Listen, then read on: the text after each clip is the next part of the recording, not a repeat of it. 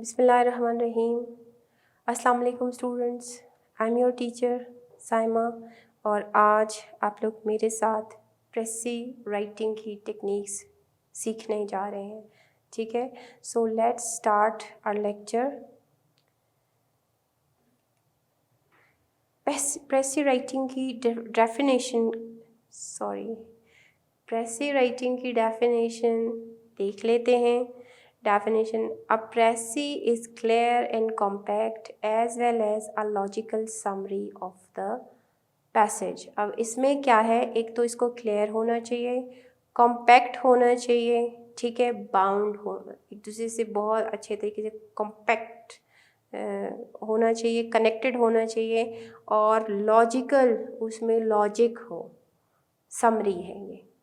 ठीक है, writing a प्रेसी, इसको प्रोनाउंस प्रेसी किया जाता है लेकिन इसको लिखा जाता है PRECIS। ठीक है, means to rewrite in our own words a passage. इसका मतलब क्या है कि हम किसी भी पैसेज को अपने अल्फाज में लिखें। वी हैव रेड इट, जिसको हमने पढ़ा उसको हमने अपने अल्फाज में लिखें। Is much shorter than original, और वो जो ओरिजिनल जो टेक्स्ट हमने पढ़ा है उसको उससे कम होना चाहिए। And covers the main points, और उसमें मेन पॉइंट्स भी होने चाहिए of the given passage.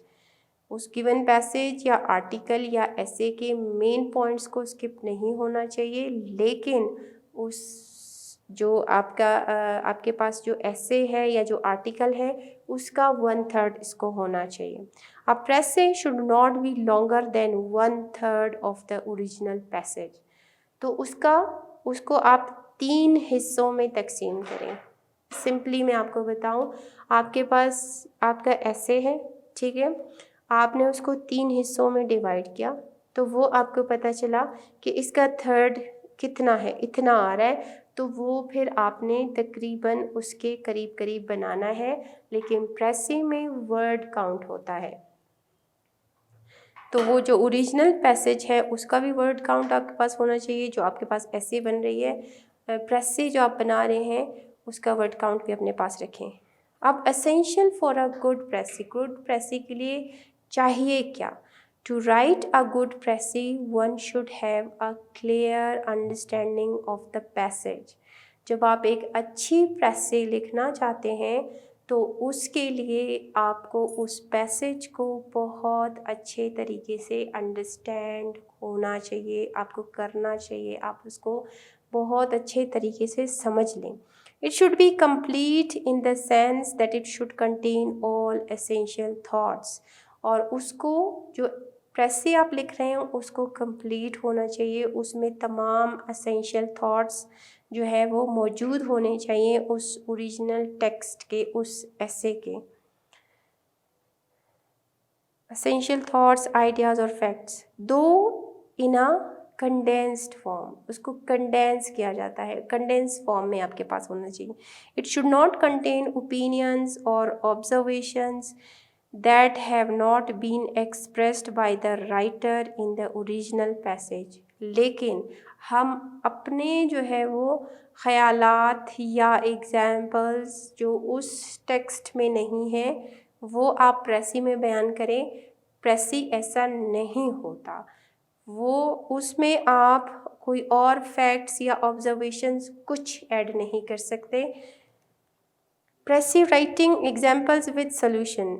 Dialogue writing, जो डायलॉग्स की प्रेसी होती है वो ऐसा नहीं है कि आपने डायलॉग्स को कंडेंस करके आपने बता दिया, नहीं, उसमें जस्ट आप प्रेसी अगर डायलॉग्स की लिखेंगे तो उसका जो जिस्ट है, इसने ये कहा और इसने जो है वो ये कहा, बस ख़त्म।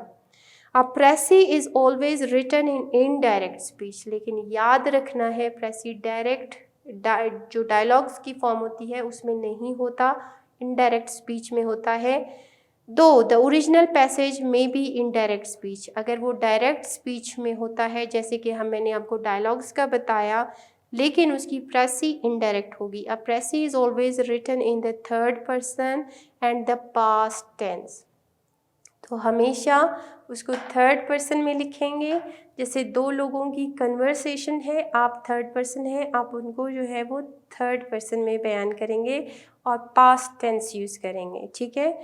Steps for effectively reading a passage, ये तो आपको अंडरस्टैंडिंग मिल गई प्रेसी की राइटिंग की। अब आपने पहला जो आपका काम है, जिसमें आपने उस टेक्स्ट को समझना है, उस ऐसे को समझना है, उस आर्टिकल को समझना है, उसके लिए कुछ स्टेप्स हैं इफ़ेक्टिवली उसकी रीडिंग के लिए। Read and re read each sentence of the passage.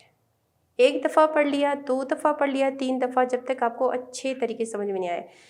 To understand what the author is trying to say, समझना क्या चाहिए कि वो ऑथर क्या कह रहा है। ठीक है।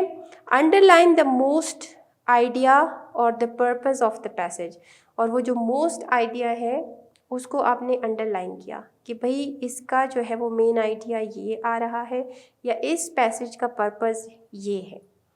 फिर observe the approach and tone used by the passage, किस तरह की अप्रोच है, उसमें कौन सा टोन यूज़ किया गया है, ये बहुत इम्पॉर्टेंट है। उस पैसेज का क्या टोन है और ऑथर का जो है वो क्या टोन है। ठीक है, ये बहुत इम्पॉर्टेंट है। Make a note of organisational pattern of the passage और आर्टिकल, किस तरह से ऑर्गेनाइज किया गया है इसको, इस पे भी आपने एक नोट लिखना है। ठीक है, कि क्या वो उसकी उस ऐसे को किस तरीके से ऑर्गेनाइज किया गया है। पहले जो है वो कौन सा पॉइंट आ रहा है, पहला पैराग्राफ किस चीज़ को एड्रेस कर रहा है, दूसरा पैराग्राफ, तो वो जो तरतीब है ना उसको भी आपने उस पर नोट बनाना है। Sorry.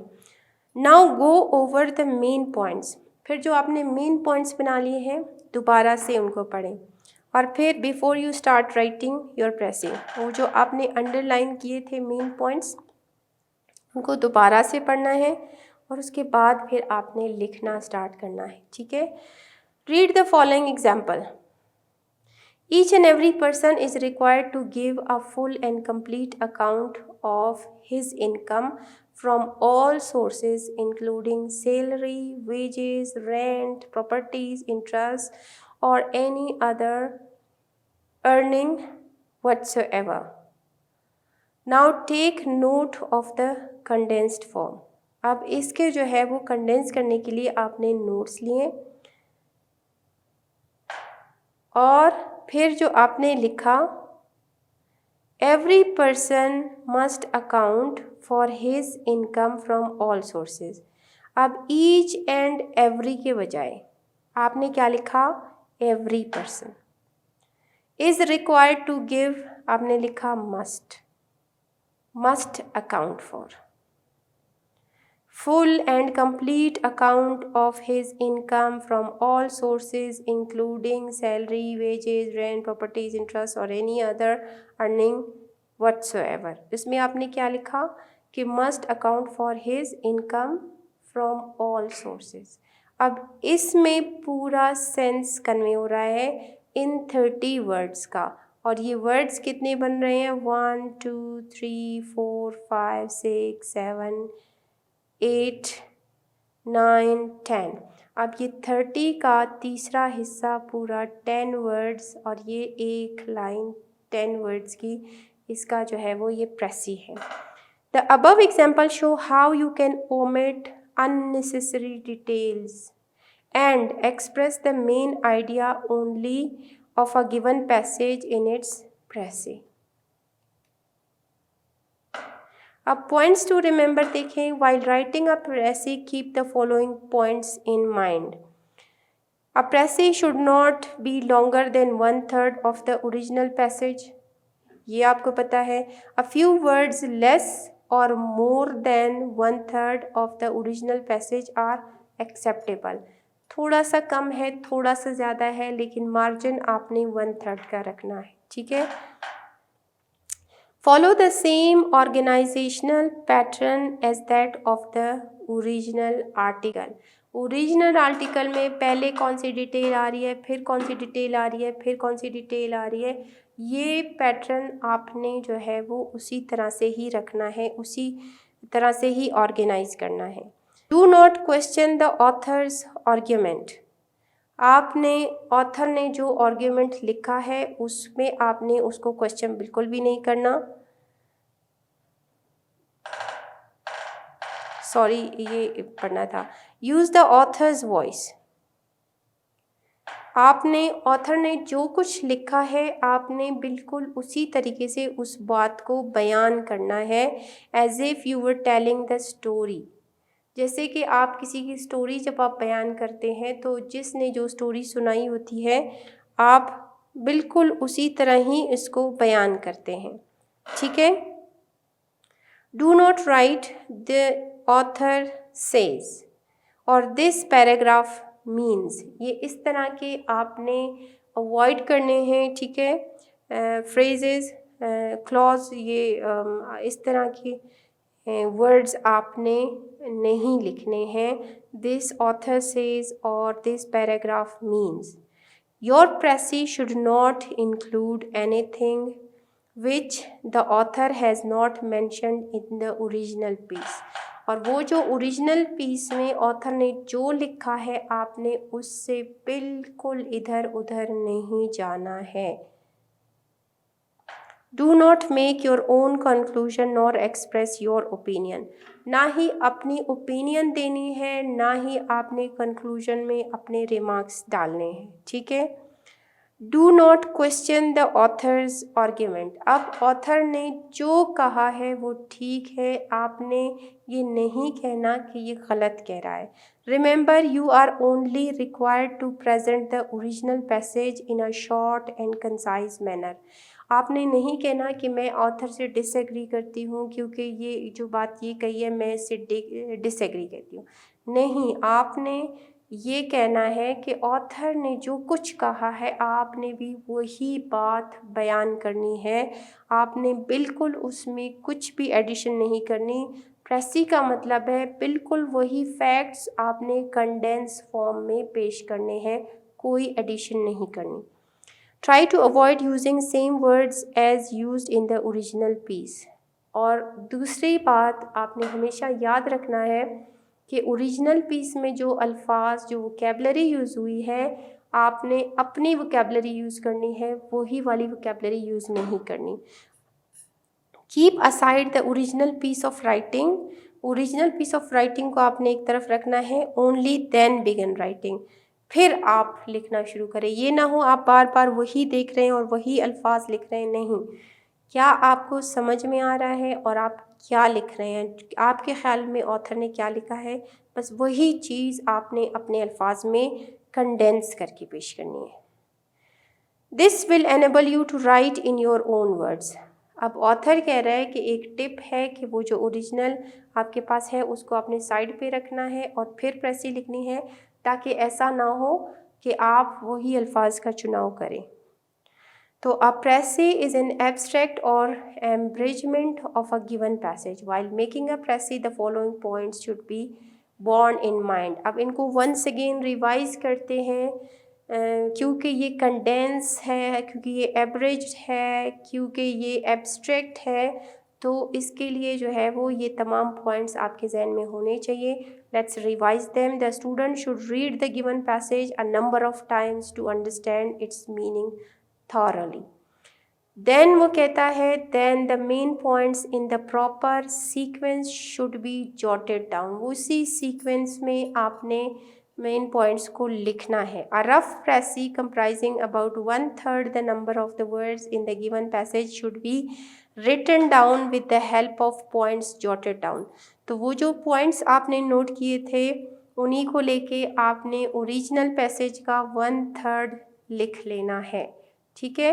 The fair précis should be written down after the student is satisfied in all respects with the rough précis. और फाइनल आप उसको सिर्फ उस वक्त करें जब आप बिल्कुल सेटिस्फाई हो जाएं कि ये बिल्कुल ठीक है। The précis should be written as far as possible in student's own language.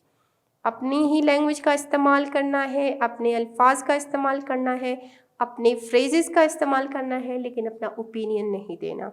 And sentence should not be copied from the given passage, sentence को आपने वहाँ से कॉपी बिल्कुल भी नहीं करना है। Then the main points in the it should contain only the main points, इसमें सिर्फ मेन पॉइंट्स हों। All repetitions, quotations, illustrations, proverbs, digressions, change of subject etcetera should be excluded, इनको निकाल देना चाहिए। There should be a proper sequence of ideas such that precy and not a jumble of words, उनको बिल्कुल proper sequence में, ऐसा ना हो कि बस आपने घिच मिच करके लिखा है, नहीं, ऐसा नहीं होना चाहिए। The language used should be simple and idiomatic but not bombastic, जो लैंग्वेज आप इस्तेमाल करेंगे कोशिश करें उसमें इडियम्स का इस्तेमाल ज़्यादा करें, लेकिन वो बम्बास्टिक लैंग्वेज, वो पॉम्पोस लैंग्वेज, वो इस तरह की लैंग्वेज ना हो, फ्लॉरी टाइप या पोएटिक टाइप, उस तरह की आपने लैंग्वेज यूज़ नहीं करनी। Sentences should be short and pithy, long bombastic sentences should be avoided. छोटे सेंटेंस आपने लिखने हैं लेकिन उनमें पूरा सेंस कन्वे हो। The précis should be written as far as possible in third person, in past tense, in indirect speech. तो इन 3 चीज़ों में जितना कोशिश कर सकते हैं third person, indirect speech, past tense का ख्याल रखें। और लास्ट पॉइंट है the title must be given even if students is asked to do so और नॉट। टाइटल आपने ज़रूर देना है, बेशक आपसे कहा नहीं गया हो, आपको सिर्फ कहा गया हो आप प्रेसी लिखें, लेकिन फिर भी आपने उसका टाइटल ज़रूर देना है। अगर कहीं पे आपको बताया गया हो कि प्रेसी भी लिखें, टाइटल भी दें, दैट्स वेल एंड गुड। लेकिन अगर आपको ये नहीं भी बताया जाता कि प्रेसी भी लिखनी है, सिर्फ इतना कहा जाता है आपने प्रेसी लिखनी है, तो भी आपने उसका टाइटल ज़रूर लिखना है, ठीक है। अब कुछ टिप्स हैं। अवॉइड यूजिंग सेम वर्ड्स आप यूज़ ना करें जो कि ओरिजिनल पैसेज में हैं। Join short sentences with words like although, after, before, when, since, etc. Short sentences को आपने इन अल्फाज से जोड़ना है। Do not include anything which the author has not mentioned in the original writing. Revise your writing until you are sure that you have given an accurate summary. उस वक्त तक writing करते जाएं जब तक आपके दिल को तसल्ली ना हो। If you find that your précis is more than 1/3 of the original in length, continue your revision and edit it to reduce it to the required length. उस वक्त तक आप इसको कंटिन्यू करें, रीड्राफ्ट करना, एडिट करना, जब तक वो 1/3 पे नहीं आ जाए, ठीक है। ये एक एक्सरसाइज है, इसको देख लेते हैं। One of the defects of our civilisation is that it does not know what to do with its knowledge. Again आपने पढ़ना है, अगेन पढ़ना है ताकि आपको अच्छे तरीके से इसकी समझ आ जाए। One of the defects of our civilisation is that it does not know what to do with its knowledge. अब देखें, सिविलाइजेशन की बात हो रही है, सिविलाइजेशन डिफेक्ट्स की, के what to do with its knowledge. Science, as we have seen, has given us powers fit for the gods, yet we use them like small children. For example, अब ये for example मैंने आपको बताया था, examples वगैरह कुछ भी आपने नहीं देनी है। We do not know how to manage our machines. Machines were made to be man's servants, yet he has grown so dependent on them that they are in a fair way to become his masters. Most men spend most of their lives looking forward and waiting upon machines, and the machines are very stern masters. They must be fed with coal and given petrol to drink and oil to wash with, and they must be kept at the night at the right temperature, and if they do not get their meals when they expect them, they grow sulky and refuse to work, burst with rage, and blow up and spread ruin and destruction all around them. So we have to wait upon them very attentively and do all that we can to keep them in good temper.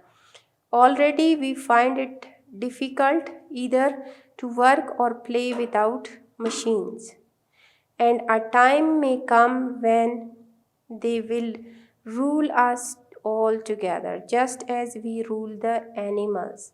अब ये है 206 words का. Stern, harsh, सल्की, इल tempered, ये words. ठीक है. प्रेसी, civilization has given man scientific knowledge. अब प्रेसी देखिए ज़रा. Civilization has given man scientific knowledge, but not the way of using it properly. Man invented machines to act as servants, but reverse has been the case. Today, the man is so much dependent upon them that he cannot live without them. He has to spend his life looking after them, otherwise they cause much destruction. Man's dependence on machines progressively goes on increasing day by day. अब words जो है वो original passage के 206 थे. Words जो प्रेसी के हैं वो 67 हैं. और फिर ये इसका टाइटल है मैन्स डिपेंडेंस ऑन मशीन्स और मैन एंड मशीन. अब स्टूडेंट्स आपने देखा कि वो जिस तरीके से बताया गया था उस ऐसे में उन तमाम जो एक्स्ट्रा डिटेल्स थी उनको अवॉइड किया गया वो प्रेसी में, और उसको शॉर्ट पिथी सेंटेंसेस में वही सेंस ही कन्वे किया, लेकिन अपनी वोकैबुलरी अपने फ्रेजेस में. ठीक है. और फिर 1/3 पे लेके आए 206 से 67 पे, और टाइटल भी दे दिया. So that's it for today students. I hope आपको बहुत अच्छे से प्रेसी लिखने की समझ आ गई होगी, और अभी आप प्रेसी लिख सकते हैं और लिखने की कोशिश करेंगे. So thank you so much and अल्लाह हाफिज़.